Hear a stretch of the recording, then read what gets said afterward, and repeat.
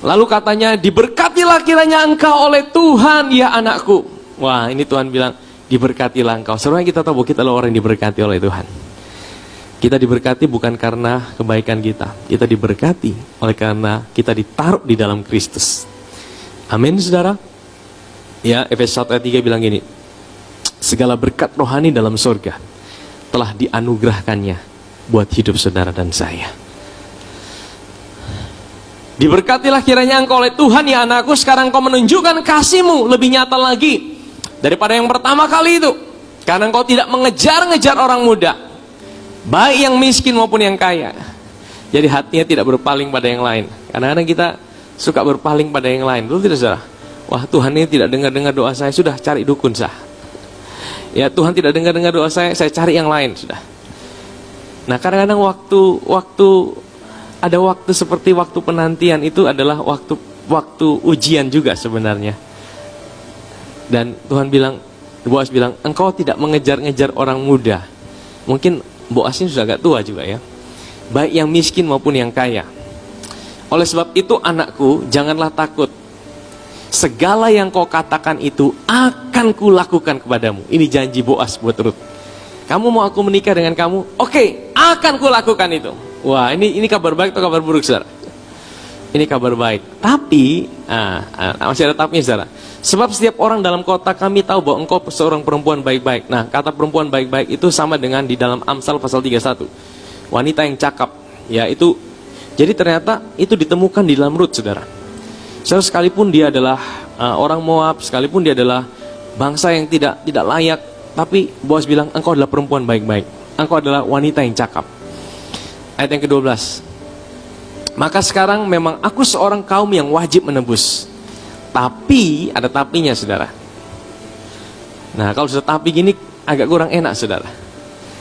Tapi walaupun demikian, masih ada lagi seorang penebus yang lebih dekat daripadaku. Jadi gini, Boasnya bilang gini, oke, aku ini orang yang wajib menebus, tapi ada urutannya. Ada orang lain yang lebih dekat lagi. Aku tidak bisa langkai dia, mesti dia dulu nih. Waduh saudara, bagaimana? Rut itu udah jatuh hati sama Boas. Tapi Boas bilang, tapi masih ada yang lain ini. Wah, itu seperti Rut seperti mau patah semangat lagi saudara. Tidak, saya tidak mau yang lain, saya mau kamu saja. Ya.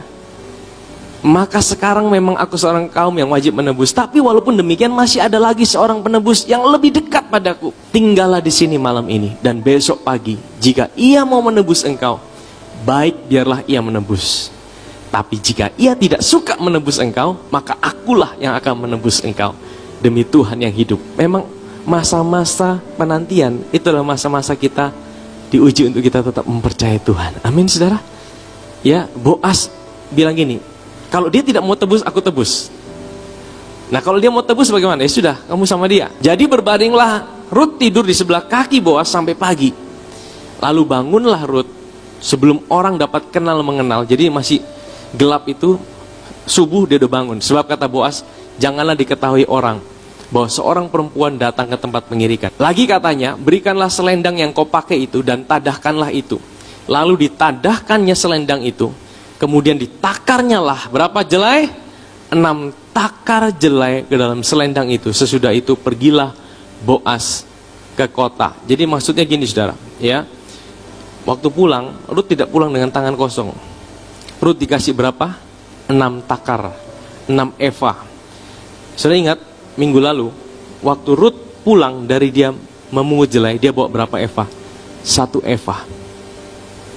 Tapi waktu dia dekat dengan Boas, dia pulang bukan hanya bawa 1 takar, dia bawa 6 takar. Ini gambaran yang indah saudara. Semakin saudara datang sama Tuhan, semakin saudara datang sama Tuhan, semakin saudara dipuaskan dan saudara akan membawa berkelimpahan. Amin saudara. Semakin saudara dekat ngalamin Tuhan dalam hidup saudara. Ingat tadi Rut cuma dari seorang yang pungut sia-sisa. Dia dapat 1 takar. Waktu dia pulang, dia makan semeja. Waktu dia datang sama Boas, dia tidur di kaki Boas, dia pulang, dia bawa 6 takar. Ini gambaran kehidupan kita sebenarnya. semakin engkau mengalami kedekatan dengan Tuhan, semakin engkau akan mengalami kelimpahan dalam hidup saudara. Tuhan itu tidak pernah ambil dari hidup saudara untuk buat saudara jadi susah. Kalaupun Tuhan minta sesuatu dari hidup saudara, dia tidak pernah buat susah sama hidup saudara. Tapi dia mau memberkati hidup saudara.